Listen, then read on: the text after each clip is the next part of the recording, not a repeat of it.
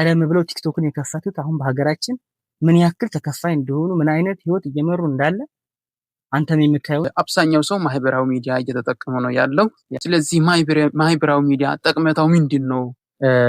እንደሚታወቀው በሀገራችን እንዲሁም በዓለማችን ሶሻል ሚዲያ ከቅንጦትነት አልፎ ወደ ግዴታ ወይም ደግሞ ወደ አስፈላጊ ወደ መሆን ከተሸጋገረ ትንሽ ዓመታት ተቆጥረዋል። እንዲሁ የተለያዩ የቴክኖሎጂ አማራጮችን መጠቀም እንደ ቅንጦት ሳይሆን እንደ ግዴታ እየሆነ ያለበት ዘመን ነውና ሙያ ነክ ጋር ብትሄድ ለምሳሌ ዘፋኙ 3 ዓመት 4 ዓመት ይፈጅበት የነበረውን የሙዚቃ ስራውን የአልበም ስራውን ዛሬ በኤአይ ወይም ደግሞ በአርቲፊሻል ኢንተለጀንስ በመታገዝ በአጭር ጊዜ ለዓለም ተደራሽ እንዲሆን ይረዳዋል። እያንዳንዱ እየመጣ ያለውን ሶሻል ሚዲያ ዛሬ ላይ መጀመር አለብን ብዬ አስባለሁ።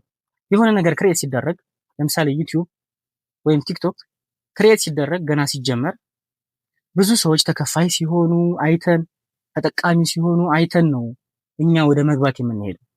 ኢሜል እንኳን ለመክፈት አይ ሌላ ነገር ነው፣ ቲክቶክ አካውንት እንኳን ለመክፈት አረ ይሄ ሌላ ነገር ነው ብለን የምናስብ ሰዎች ነን።